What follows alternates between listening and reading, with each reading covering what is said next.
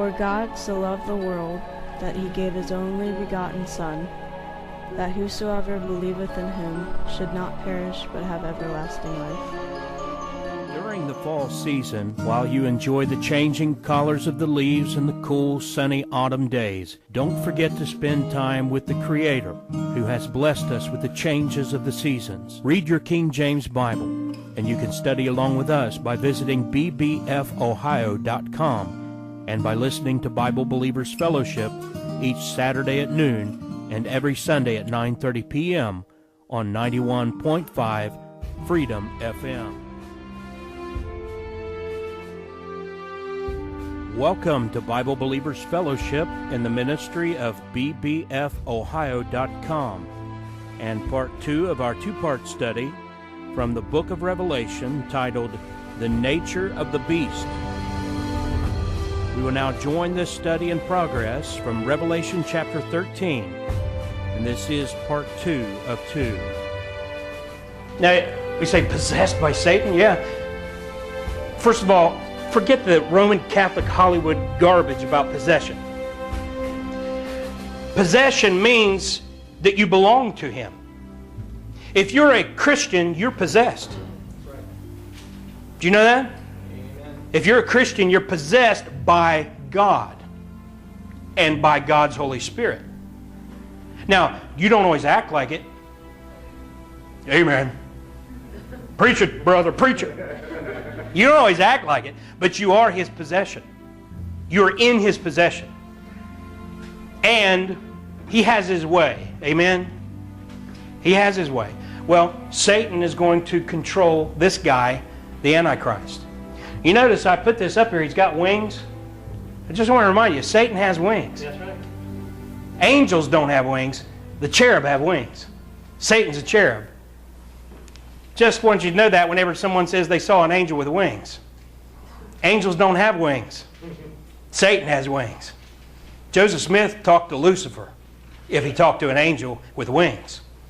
Muhammad talked to Lucifer if he talked to an angel with wings, and they both claim they did. So, verse 2 ends by saying, and the dragon gave him his power and his seat and his great authority. This man is the possession of Satan. He is, the King James Bible in 1 Timothy 3:16 says, God was manifest in the flesh. You want a good reason to burn that New American Standard trash and that English Standard trash? They don't say it.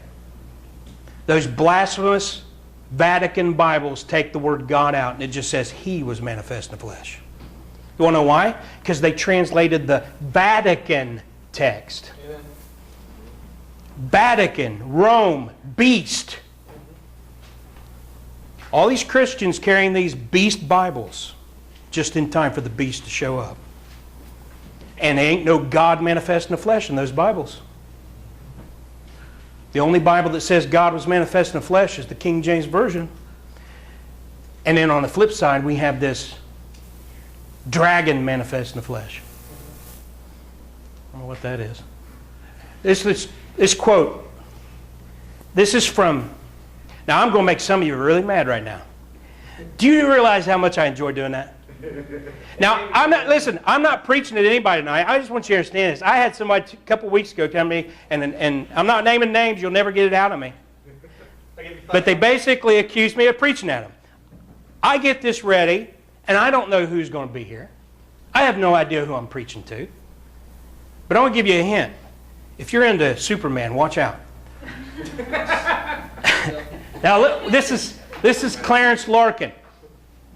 And I want you to watch this close. It's a little lengthy, and I know modern Americans have the attention span of a 2-year-old, but you're not modern Americans. Well, you're modern, but you're not the typical modern American. Read this as I read along. He will be a composite man. He's talking about the Antichrist. One who embraces in his character the abilities and powers of Nebuchadnezzar, Xerxes, Alexander the Great, and Caesar Augustus. That's saying something. He will have the marvelous gift of attracting unregenerate men and the irresistible fascination of his personality, his versatile attainments, superhuman wisdom. Remember who was it that had the most wisdom? Solomon. Wasn't he the one that had 1,000 women?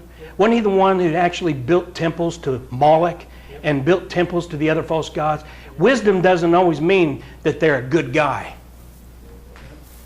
Great administrative and executive ability, along with his powers as a consummate flatterer, we talked about that, flattery, a brilliant diplomatist, a superb strategist, will make him the most conspicuous and prominent of men. All these gifts will be conferred on him by Satan, whose tool he will be. Someone calls you a tool, that's not a compliment. And who will thus make him the Superman. Now that may not impress you until you see this. Copyright 1919. Superman was created by writer Jerry Siegel and artist Joe Shuster, high school students living in Cleveland, Ohio in 1933. And later sold to Detective Comics Inc., later DC Comics in 1938. Bible preachers were predicting the coming Superman before Superman existed. And what you're going to find out is that these guys behind these comics get their ideas from Sunday school. How many of you heard of George Lucas? Go look him up. Go look up the interviews. He'll tell you he was raised in a Methodist Sunday school. He became a Buddhist. And he calls himself a Methodist Buddhist. And his Star Wars movies are Methodism, themes from the Bible, mixed with Buddhism, in order to try to open Christians up to Eastern mysticism. Now, I'm not telling you you're going to hell for watching Star Wars. You're backsliding. No, I'm not a legalist. I don't stand up here and tell you what to watch and what not to watch. Charlie will tell you the only time I ever picked on him for watching Star Wars was when he was getting on my case for watching Hee-Haw. And a man's got to defend himself. That's between you and God. I watch this stuff, I'll be honest with you. I watch most of this stuff, when I do watch it, because of what we're seeing tonight. You can see the fingerprints of Antichrist everywhere now. You are being prepped. Now, if you're a believer and you stick your nose in the book, then you're discerning this. But those who aren't in the book are going to fall for it. Faith cometh by hearing, and hearing by the word of God. If you think you can stay out of satanic deception and not be in the book, you're deceived already. And I watch this stuff, and I see it, and I'm just sitting there. We went to see Thor. I think, Thor. And, what I do is I sit there and watch it, and I'm discerning, I'm taking all this thing. I was getting so shook up watching that, I was shaking. I was just sitting there shaking. And we come out of there, and I'm like, girls. And I know sometimes they're probably like, oh, we're going to hear it for 3 hours. Next week, every conversation. But it's so amazing that they're putting it right out there. All this alien stuff. Yep. The UFO thing. Listen, the book I recommended before, Jeffrey Martis, What Dwells Beyond. I'm telling you, the world is being prepped.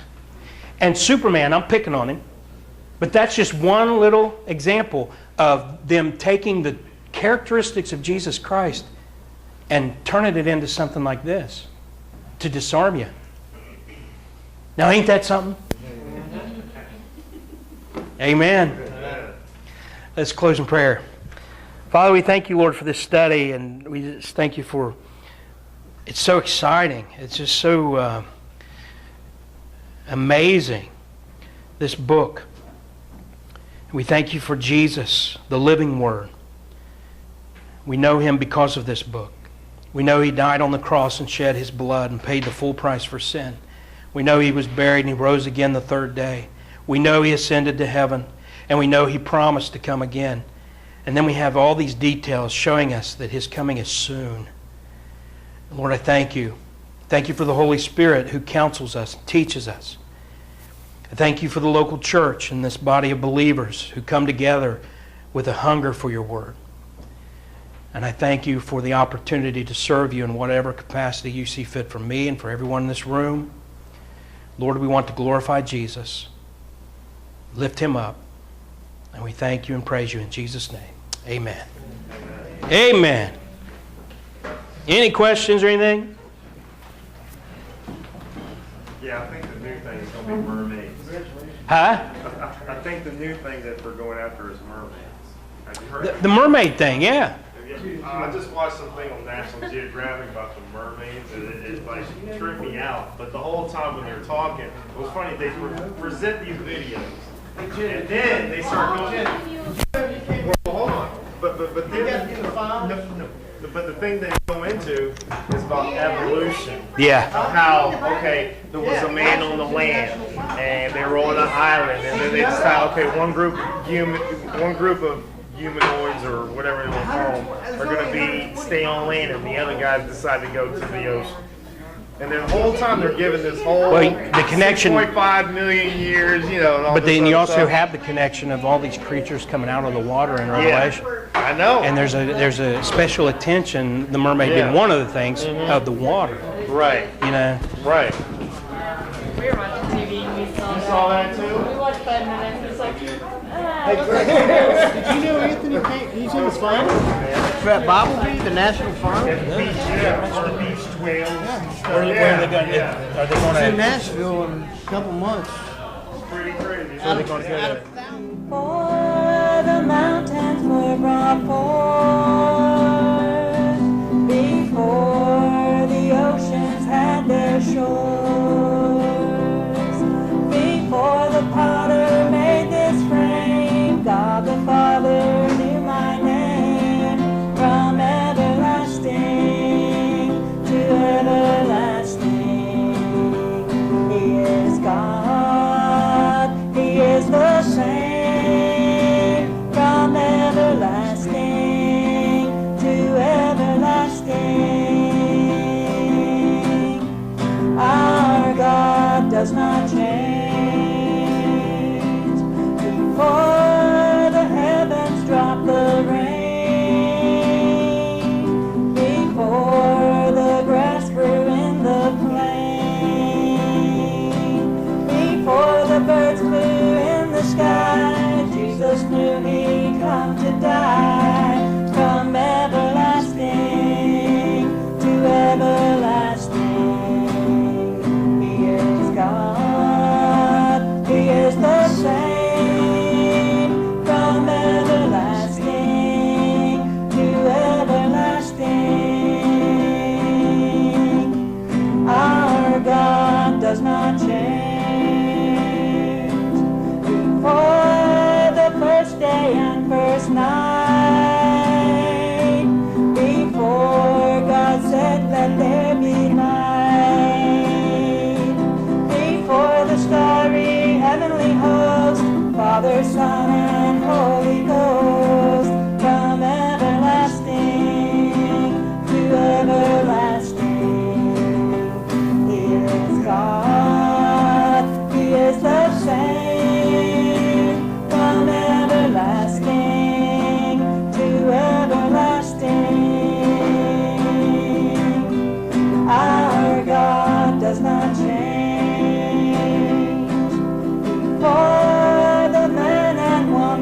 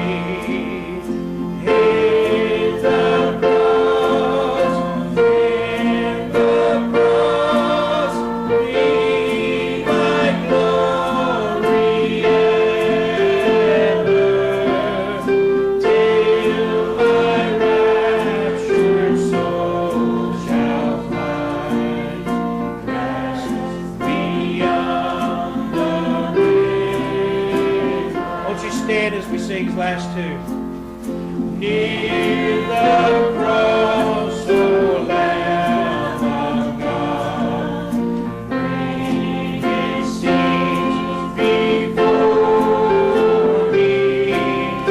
Help me walk from day to day with his shadows o'er me.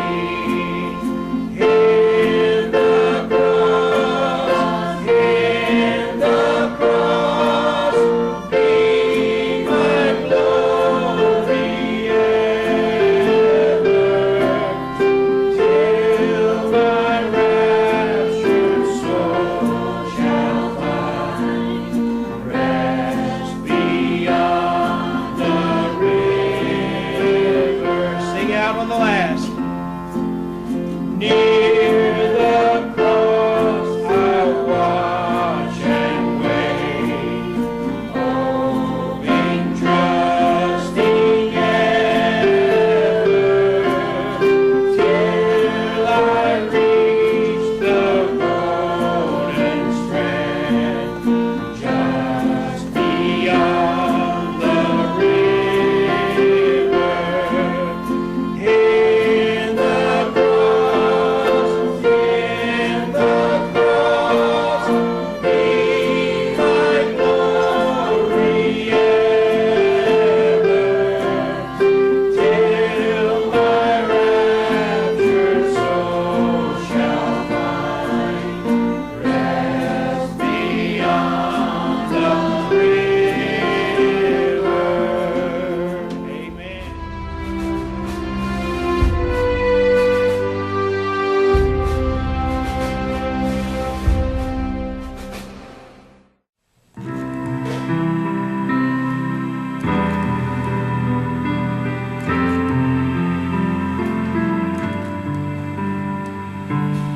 My way was filled with danger. I felt alone. The enemy had signaled me how to do me wrong. And when he drew near, my heart filled with fear. Then I heard someone dear calling me to his side. And I ran under his wings. There he covered me, and now I can sing. And the enemy still looks for me, but what he can't see is that I'm under my Lord's wings. Under his wings. Thunder rolled, dark clouds hung low. I was out in a storm, shivering in the coldness there. No safe retreat from harm. And there blew strong winds. Would this be my end? Then I heard my friend calling me to his side. And I ran under his wings. There he covered me, and now I can sing. And the storm still rages, but in the rock of ages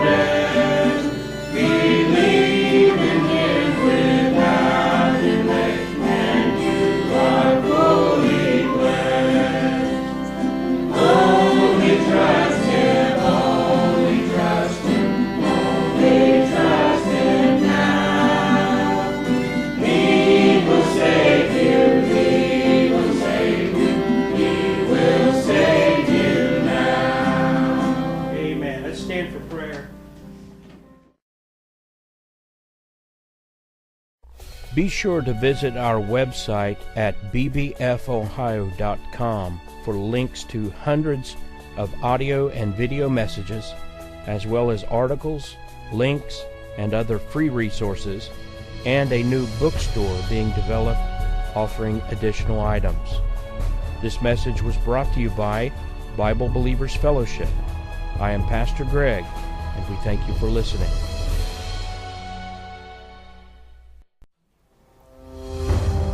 That's why we read in 1 Corinthians 15, I want you to read that with me. Moreover, brethren, I declare unto you the gospel which I preached unto you, which also ye have received, and wherein ye stand, by which also ye are saved, if you keep in memory what I preached unto you, unless ye have believed in vain. And that just means unless you've just flippantly said, oh yeah, I believe. There have been many people have a preacher come to their door, knock on the door, and say, oh, say the sinner's prayer, and oh, okay, well, blah, blah, blah, and they don't mean it. Listen, folks, you know your heart. I don't. You know your mind. I don't. And no one else does. But if you have not been serious with God and really believe the gospel, you're on your way to hell. You have purposely put a wall of separation between you and God because you've not taken this seriously. But if you will take it seriously and really search your heart and say, I believe this gospel. And what is the gospel? Read verses 3 and 4 with me. Here it is. For I delivered unto you first of all that which I also received, how that Christ died for our sins according to the Scriptures, and that He was buried, and that He rose again the third day according to the Scriptures. That's it. You seriously, before God, believe that He died for your sins and paid the full price. He rose from the dead and conquered sin and death, and by that alone you have eternal life. The Bible says you are saved. But if not, then not. That's how simple it is. You know, religion stinks because religion muddies the waters. Religion makes you think that church membership or having a title or something like that's going to help you in dealing with your sin. Let me tell you something. You sinned against God, not the religious people, not the institutions who are giving you all these false promises. You sinned against God, and what He says matters. And if you sinned against God, He is infinite. Your sin requires an infinite payment. That's why you can't work for it. You can work your entire life and do the best you can, and it's still finite. You can never do enough works to pay for the cost of sin. And Jesus dying on the cross was an infinite payment for your sin. And that's why He's your only hope.